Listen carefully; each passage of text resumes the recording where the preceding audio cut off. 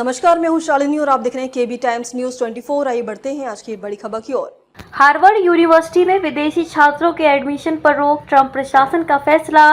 अभी यहां 7,000 विदेशी छात्र, इनमें 788 भारतीय। अमेरिका के डोनाल्ड ट्रंप प्रशासन ने हार्वर्ड यूनिवर्सिटी के विदेशी स्टूडेंट्स को एडमिशन देने की योग्यता रद्द कर दी है। अमेरिका की homeland security secretary Kristi Noem ने गुरुवार देर रात होमलैंड सुरक्षा विभाग DHS को हार्वर्ड की student and exchange visitor program SEVP का सर्टिफिकेशन तत्काल प्रभाव से रद्द करने का आदेश दिया। विदेशी स्टूडेंट्स को एडमिशन देने की योग्यता वापस पाने के लिए हार्वर्ड को 72 घंटों में मौजूदा बाहरी स्टूडेंट्स की जानकारी देनी होगी। अभी यूनिवर्सिटी में पढ़ रहे सभी विदेशी छात्रों को दूसरे संस्थानों में ट्रांसफर लेने के लिए कहा गया है, नहीं तो उन्हें देश छोड़ना पड़ सकता है। बीते कुछ दिनों से हार्वर्ड और सरकार के बीच विदेशी छात्रों से जुड़े रिकॉर्ड को लेकर खींचतान चल रही थी।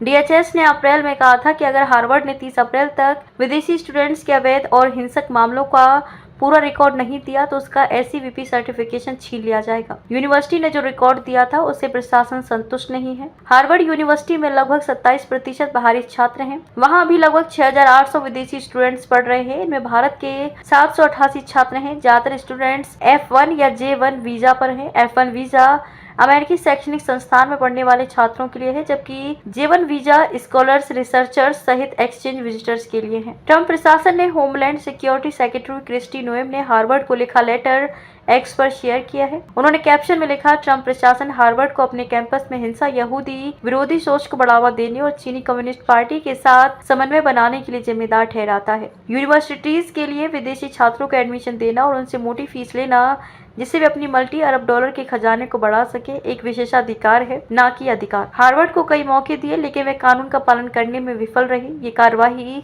इसे देश भर के सभी यूनिवर्सिटी और शैक्षणिक संस्थानों के लिए एक चेतावनी है। होमलैंड सुरक्षा विभाग DHS अपने बयान में कहा कि हार्वर्ड को लीड कर रहे लोगों ने अमेरिका विरोधी आतंकवाद समर्थक आंदोलनकारियों को कई यहूदी छात्रों को परेशान करने और शारीरिक रूप से हमला करने की अनुमति दी। हिंसा को बढ़ावा देकर कैंपस में सुरक्षित माहौल बनाया है। इनमें से कोई आंदोलनकारी विदेशी छात्र हैं। हार्वर्ड ने ट्रंप प्रशासन की कार्यवाही को गैरकानूनी बताया है। यूनिवर्सिटी ने एक बयान में कहा, हार्वर्ड में 140 से ज्यादा देशों से स्टूडेंट्स आते हैं। हम इंटरनेशनल स्टूडेंट्स और स्कॉलर्स की एडमिशन देने की अपनी योग्यता को बनाए रखने के लिए पूरी तरह से प्रतिबद्ध हैं। यूनिवर्सिटी ने कहा, हम अपने स्टूडेंट्स की मदद देने की दिशा में काम कर रहे हैं। यह प्रतिशोधात्मक कार्यवाही हार्वर्ड कम्युनिटी और हमारे देश को गंभीर नुकसान पहुंचाने की धमकी है और हार्वर्ड के एकेडमिक और रिसर्च मिशन को कमजोर करना चाहती है। इससे पहले 2 मई को अमेरिकी राष्ट्रपति डोनाल्ड ट्रंप ने कहा था कि वह हार्वर्ड यूनिवर्सिटी का टैक्स फ्री संस्थान का दर्जा खत्म करने जा रहे हैं। ट्रंप ने ट्रुथ सोशल पर पोस्ट करते हुए लिखा कि वे इसी के हकदार हैं। वे हार्वर्ड की